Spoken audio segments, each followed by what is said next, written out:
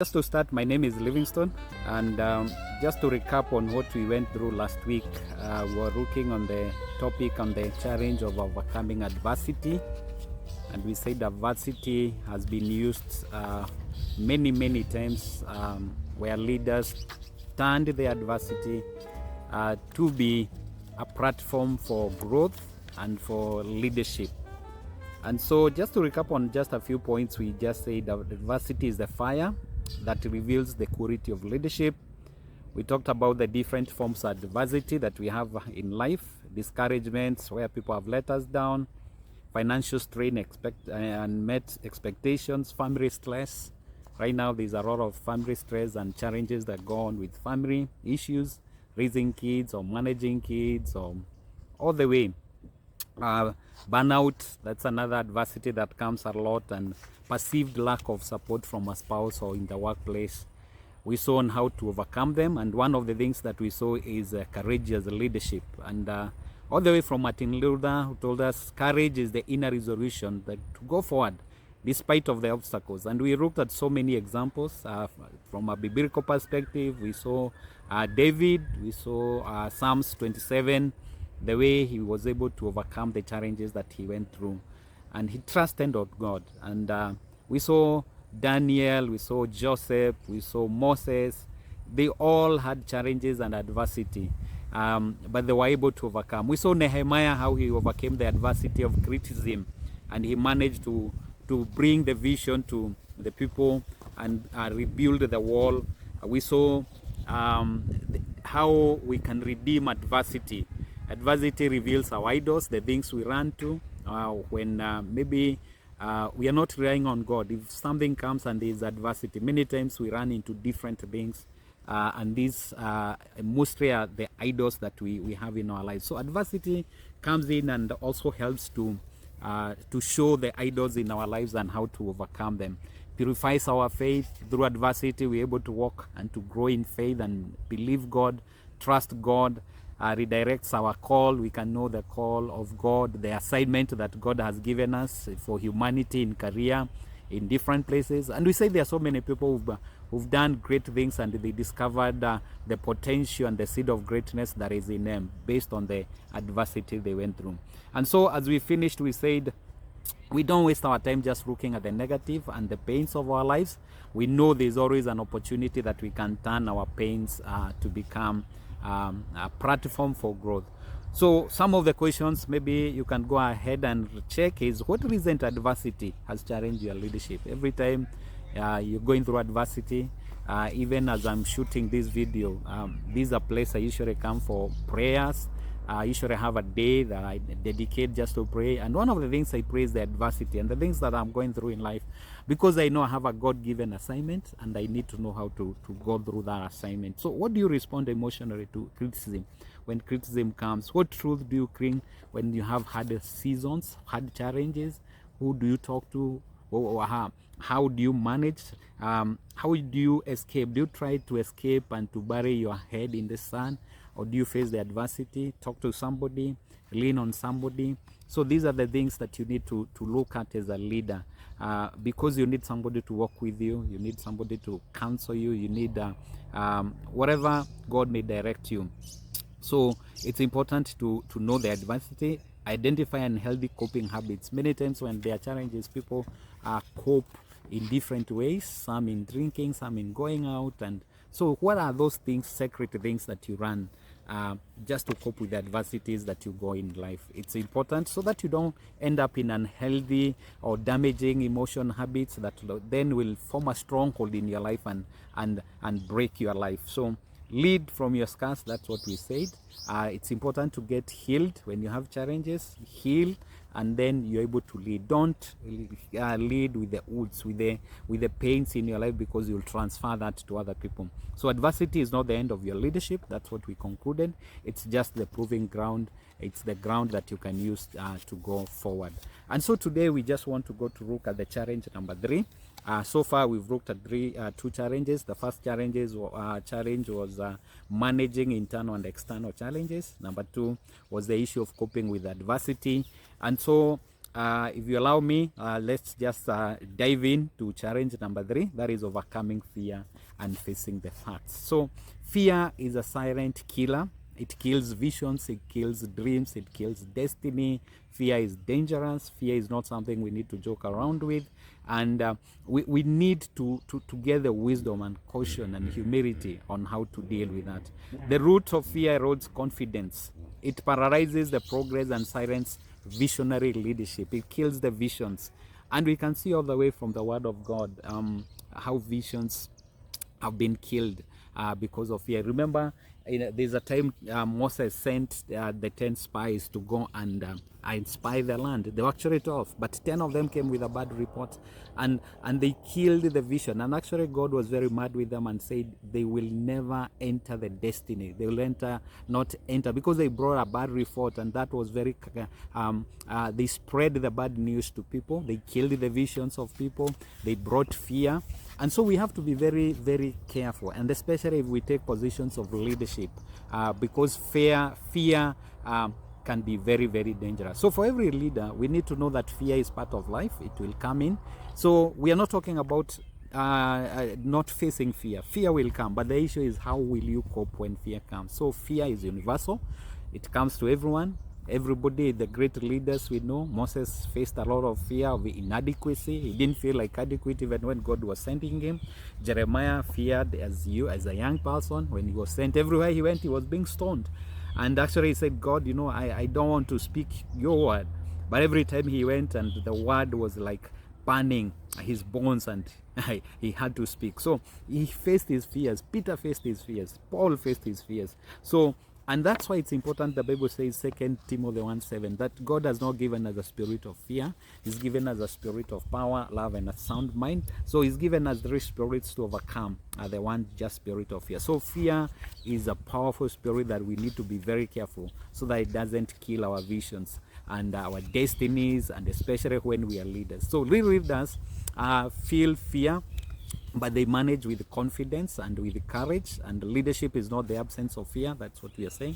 It's the ability to act even when fearful, and with courage. That's what we call courageous leadership, leading with boldness, and trusting in God, trusting in your own the abilities that you have and the assignment that God has given you in that area that you're leading. As a mom, just have the confidence that God has given you that opportunity to be a mom to those kids. There's a dad, as a leader, as a business person, as an entrepreneur, as a politician, whatever area that God has assigned you, that is an assignment that God has given you, and you need to lead with courage. And that's why you need leaders often are tempted to ignore the realities to faith till they make it, but it's important to face the truth. We are not running away from the truth. We face the challenges. We face financial challenges when they come, declining morale in the workplace when you're leading an organization. When performance is not good, you face your weaknesses as a leader, the challenges that you have. You face the mistakes when you drop the ball, and you are humble enough just to accept and say, you know what, I dropped the ball. You move on. And that's very important. So God honors honesty, and even people recognize honesty and when you're genuine in whenever you are reading and whatever you want. So when shame and fear intersect, that is where we have to be very, very careful. We need, many people, they bear shame, secretary, they feel inadequate. Remember we talked about that syndrome, that you imposter syndrome, where you feel like you're fake. The shame around us when there are challenges with money, with financial, we are in financial problems, and brings in a lot of shame. We don't want to share it, we hide it. And personally myself, I've gone through the same fears in life and faced fear. I especially remember one time, I think one of the days I'll be sharing about that, I was in a lot of financial problems, and I didn't know what to do. I didn't know what to turn to. I was smiling outside, but inside I was dying. I was, I was so down. But until I came and faced the fact and got somebody to walk with me, talk to a friend, and somebody was honest, was good enough to help me hold my hand, even overcome that fear and overcome the shame. So it's important that we face the challenges and the fears that we have, because we know if you don't deal with the fear, it's gonna ruin your marriage, gonna ruin your your financial life, gonna ruin your career, gonna ruin your destiny, and even the people who depend upon you. And it's a big responsibility that we have as leaders in the ministry. Sometimes there are fears, there are challenges that we face, and there are fears that we don't know what to do, and that's why we need somebody. That's why you're talking about courageous. Courage is courageous, and you need courageous leadership. Just as fear spreads, we need to know it's very contagious. Just we can remember that example of the 10 spies who came with a bad report, and within a day, a night, it has spread all over. So we also need courage, and courage is also it also spreads very fast. It's contagious. And so when we talk with boldness, we awaken action from our people. When we ignite the faith in our people, when we talk with boldness and with courage, it ignites the faith. And that is very important. So what we need to do is to fuel our faith. How do you fuel your faith? How do you overcome the fears? Number one, surround yourself with courageous people. It's very important to look for people you hang around who are very courageous, people you can talk to when you're having challenges in life. You need to know what to speak and what to believe in when the fears come. And the fears, some of us, like what I do is I have the scriptures that I turn to. I love the scriptures of David, Psalms 27. The other one, the Lord is my strength, is my fortress. I'll wait upon him, even if I'm surrounded by enemies. I will, even if my father and my mother forsake me, I know that, I'm confident of this, that I'll see the goodness of God in the land of the living. The Lord is my shepherd. Psalms 63, that talks even in the wake of the night when I can't sleep, I will think about you. I'll meditate about your goodness. David had a personal, he was passionate with God. He really was very intimate with God. One of the things I've learned personally, and that's why sometimes I come to such a place, to pray and just to wait upon the Lord, to listen, because I have an assignment that God has given me. I have a church, I have a ministry, I have my career, I have the consultancy, I have so many things that I'm looking upon and I'm trusting God for. So it's important to know the scriptures, what to believe God for, and make decisions, and remember that your calling is greater than your crisis. So it's important to know that the calling that you have, the assignment that God has given you, is greater than the challenges that you'll face in life. So as we finish, it's important to know that you face fear with courage, with boldness, have somebody you can share with, and also know that fear will come over in your life as a leader. So the issue is, how will you manage it? And some of the reflections questions we can look at around here is, what fear currently holds you back in your leadership right now? What can you say? What is your leadership challenge right now? What is the fear that you're dealing with right now? Are there facts that you're avoiding that needs to be addressed honestly? Are there things that you're burying your head, you don't want to face the facts? You don't do you take time to go somewhere in solitude and just to to consider your life and just check the challenges you're going through? Do you look upon God to pray and just to trust God, just to wait upon you, to let him guide you? What would you handle shame in areas where you have failed? In terms of shame, where there is shame in your life and things, maybe financial challenges, maybe you've dropped the ball, are you honest maybe to disclose to somebody? Or do you bury it and then you continue like it didn't happen, and you live in that shame and in that fear? How do you deal with such issues? So these are some of the reflective issues that we need to really consider as leaders. Who do you turn to in terms of when you need courage or counsel? When you need somebody to counsel you or just to give you courage, do you have somebody you can turn to?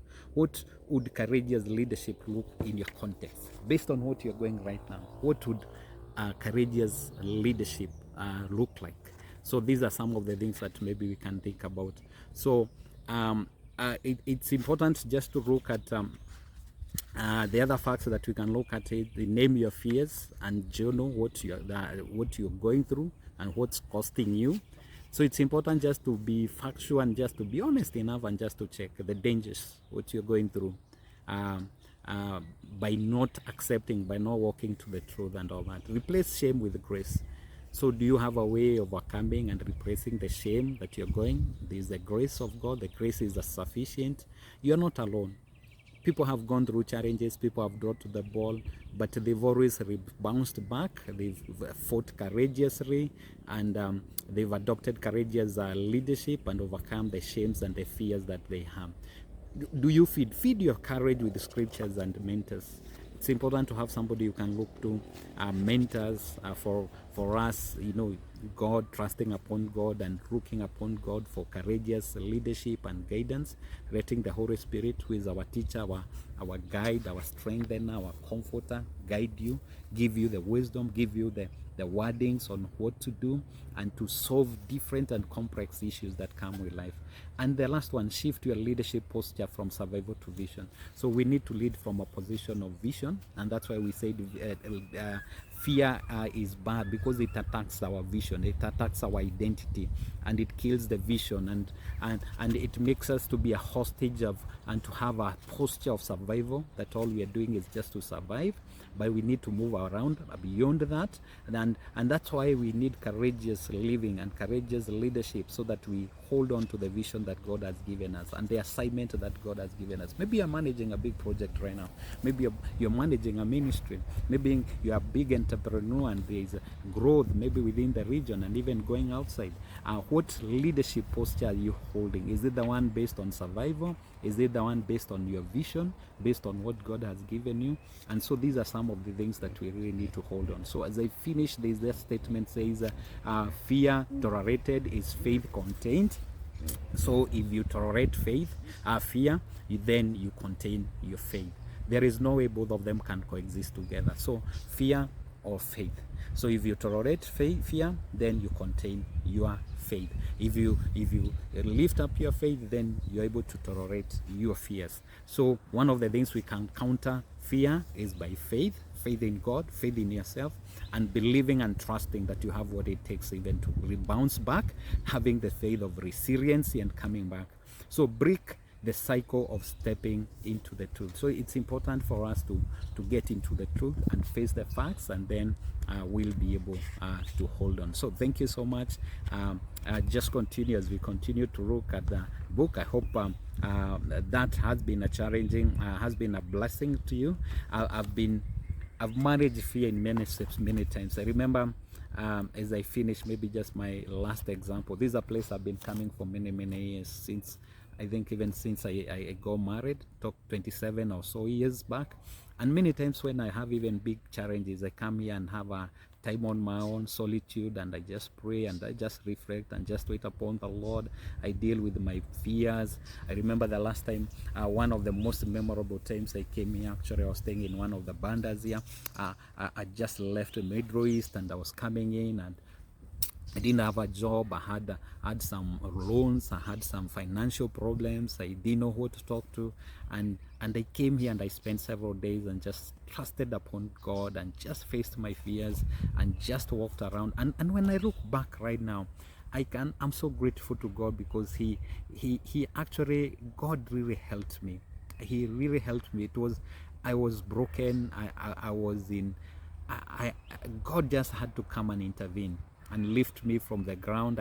My dad had passed on, and it was a very painful time for me as a firstborn, and God just lifted me from that area that I was, and I was able to face the challenges that I had, the fears that I had, and I had to lead with courage, to lead my family with courage. And God opened doors, and that was another level. It opened another platform for me to grow to another level, and that's why one of the things I'm very passionate. That's why I'm shooting these videos and putting it in my book, because I know the things I'm talking about here, they are not stories for me. They are journeys I've walked in leadership and in personal life, and I know what it is.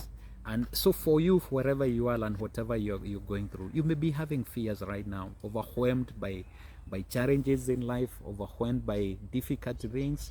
People have let you down, or painful things that happened in your life. But I want to bring a message of hope for you, that you can face those fears with courageous leadership and believing in God and believing in yourself and stepping up like David did in Psalms 27, being chased away by a whole army battalion, but he was able to to say, you know, the Lord is my strength. The Lord is my shelter. I'll see the goodness of God in the land of the living. In the midst of the pain and the hopelessness, he was able to speak the word and to believe God and to have that passion. So one of the things I've learned is, even when things are very tough, that is the time I need to be close with God. That's the time I need to get inspiration from the word of God and to trust on God. And the Lord has been faithful in my life. And so I want to bring that message of hope to you, that you can lead with courage, regardless of the fears and the challenges that are coming, that will push you in life. Yeah, use those challenges, those adversities as a playground, as a platform to raise you and to heal your land and to heal your life, and so that you can also become a testimony to other people along the line. So thank you so much. God bless you. Join me for the next area when we are looking at managing success. Because also success can also be so successful. There are so many people who've been successful, and based on that, they didn't know how to manage success, and actually they were destroyed by success.